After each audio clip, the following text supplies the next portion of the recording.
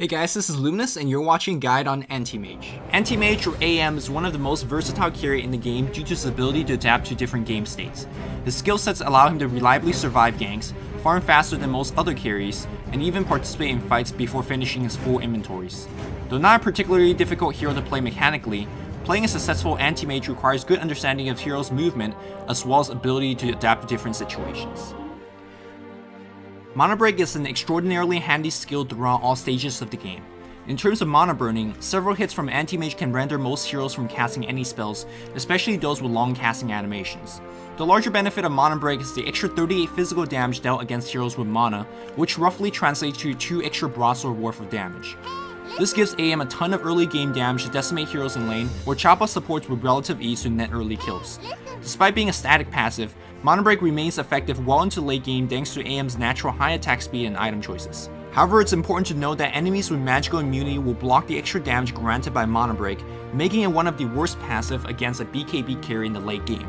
Impressive damage and magic, Mana Break is a fearsome passive. Blink's the backbone of Antimage's entire skill set, and it's an invaluable spell in both offensive and defensive aspects of the game. Though Blink's a very simple spell, there are multiple factors to be taken into consideration. Blink has a casting time of 0.4 seconds, and although that doesn't sound like much, instant cast disables such as Scythe of Vice or Orchid can easily disable Blink and prevent Antimage from escaping. Secondly, Blink can be used to disjoint projectile spells or attack. The timing to successfully perform a dodge differs with each spell, and some spells cannot be disjointed at all. Thirdly, since AM's mana pool isn't impressive, getting mana burn or getting caught out without the 16 mana to Blink is often fatal for Antimage. Lastly, Ensnare and Tangle based spells such as Naga's Ensnare, Spear Bear's Entangle, or Crystal Maiden's Frostbite will prevent Blink for the duration of the spell. Becoming over-reliant on Blink against these types of spells often spells death for Antimage. Despite the shortcoming of Blink, it still helps AM to escape ganks, accelerate farm, and chase endlessly, making it one of the best utility spells in the entire game. Combining a max spell shield and Antimage's natural 25% hero magic reduction, Antimage will have a 62.5% magic reduction, making him capable of resisting the deadliest of burst damage casters. Keep in mind that percentage reductions works best with a healthy HP pool, and with impressive armor and magic resistance, focusing on raw HP is often the best way to maximize AM's survivability. Mana Void is the reason why Antimage could pick up more kills than other carries even before finishing his core set of items. Synergizing greatly with Mana Break, it deals more damage for more points of missing mana on the target. Always quickly check on the enemy's current mana pool before using Mana Void, as it becomes an expensive mini-stun when used improperly. In combination with a low 600 cast range and a cast time of 0.33 for Mana Void, AM often need to blink next to the target to prevent enemies from juking and fogging the ultimate. As an extension to blinking before using the ultimate, Antimage could often get off an extra attack or two before unleashing Mana Void, thereby increasing Mana Void's overall damage output. Mana Void's mini-stun goes through magical immunity, giving Antimage an option to cancel any type of challenging spells.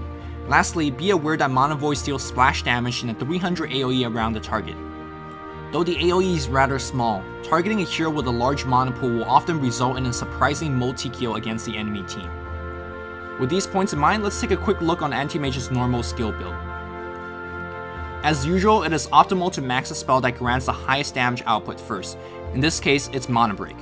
Mana Break scales decently in lane and is useful even at low levels. Blink at level 1 and Spell Shield at level 4 gives Antimage the most efficient defensive build. Lowering the cooldown of Blink to 6 seconds is vital for Antimage's mobility and survivability, so it will be the second spell to max. Against a team full of physical damage dealers, Antimage is often outclassed as his Mana Break cannot keep up with enemies' damage output, and his Spell Shield is lackluster in effectiveness. As such, adjusting the skill build by prioritizing on stats and then Blink is important for Antimage to stay on par in terms of damage output and HP against enemy carries. Remember that Antimage's skill build is very fluid and can change up easily depending on how the game is unfolding, so be sure to alter the skill build accordingly. Despite being a carry hero, Antimage could single-handedly drive opposing carries or supports out of the lane with high levels of Mana Break and Blink. Due to the amount of regeneration and damage block items that Antimage buys, he can trade hits with enemies and often come far ahead thanks to Mana Break. Most melee and even some low damage range heroes simply have to retreat from Antimage if he's playing aggressive enough. Enemies that underestimate the damage potential against Mana Break will easily die to a blink or two even in the opening minutes of the game. After the laning stage, Antimage adjusts his game to what is thrown at him by the enemy team. Most carry have a one-dimensional goal of getting to the late game as soon as possible. However, due to the high damaging nature of Mana Break and Mana Void, Antimage can act as a powerful semi-carry and take his team into fights against aggressive teams with enough survivability items.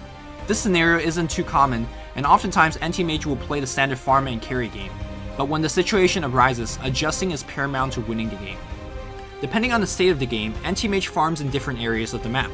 Should the enemy team be ganking aggressively, sticking to the jungle and even ancient camps could net Antimage a lot of gold. Should the enemy team be engaging in teamfights, Antimage could counterpush and pressure different lanes with his fast creep clearing abilities.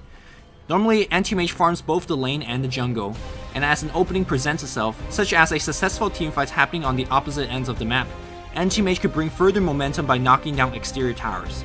Keep in mind that if Antimage is left alone, he's one of the fastest pusher in the entire game with a Battle Fury.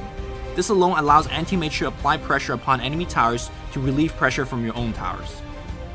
Because Antimage can farm a wide area of the map and in theory stay alive against ganks, his farm rate will take him well into the late game before the enemy carries have great items. Take advantage of the farm disparity by leading your team into critical tower pushes or Roshan engagements and take control of the game. Lastly, as a carry hero with great survivability, keep in mind that Antimage could create farm for his teammates as well. By farming the more dangerous lanes or dangerous areas of the map, Antimage could offer up lanes with safer farm for the team's other carries. Before the very late stages of the game, Antimage's survivability is always in question. Despite having Blink, Spell Shield, and high armor gain, his HP pool is extremely weak. Furthermore, Antimage's mana pool is also quite weak in supporting multiple usages of Blink, especially against teams that could drain away his mana. Lastly, Antimage relies on his low base attack time in dealing physical hits, so a number of attack speed increasing items will be preferred as well. There are quite a few gaps to fill, and careful item selection is a must to shore up the deficiency of Antimage. In addressing Antimage's survivabilities, there are several item selections to choose from. Damage block, although not absolutely necessary, is extremely preferred in the early stages of the game, and choosing between Stout Shield or a Poor Man's Shield depends on how much harassment Antimage is facing. Against ultra-aggressive lanes, a quick triangle boost generally does the trick and helps out greatly in jungling much later on. Mid-game survivability items include Strength Shreds and Vanguard, or Simple Vitality Booster if the HP is all Antimage is after.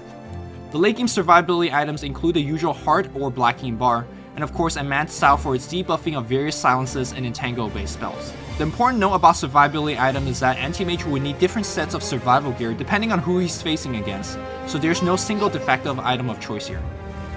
Damage item-wise, Battle Fury and Manta Style are both common choices for Antimage.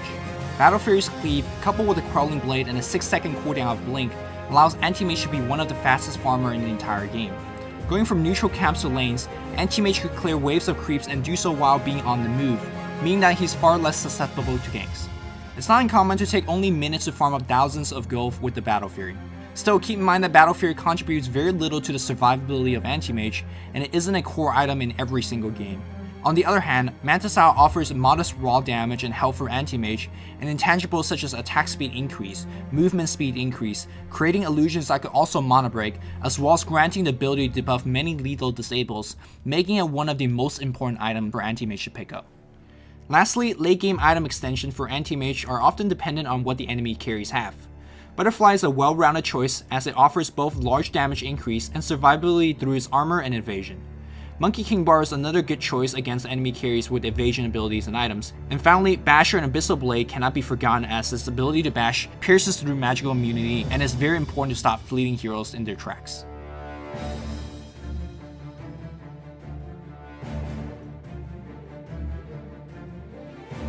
Depending on the overall aggressive nature of the enemy team, Antimage needs to adjust his item build to compensate. Aggressive pushing teams often do not give Antimage enough time to farm for a Battle Fury, or fully take advantage of Battle Fury's farm acceleration. In situations like these, prioritize on early game survivability through Vanguard or Vitality Booster, as well as picking up a Vladimir's offering to contribute early game damage and armor to the team. Though not the ideal late game item choices, these items can be extremely vital to survive the early game pushing onslaught of the enemy team and make it to the late game. Antimage is a versatile carry in his item choices, and he could adjust to most game states as long as you could see it coming. Contrary to popular belief, Antimage is far from being an auto-win hero. As a carry, he has one of the weakest defensive stat growth in the game, and fails to go toe-to-toe against many other carries with the same items. Despite that, Antimage is a frequently seen hero in the competitive scene for his ability to adapt, as well as the problem that his mobility could create for the enemy team. Antimage has the ability to take the fights to the enemy team 20 minutes in the game with a Vanguard of Vlads, or grind out an hour-long game with a Battle Fury and Manta style. The most important aspect of playing a successful Antimage is utilizing the degree of versatility that this hero offers.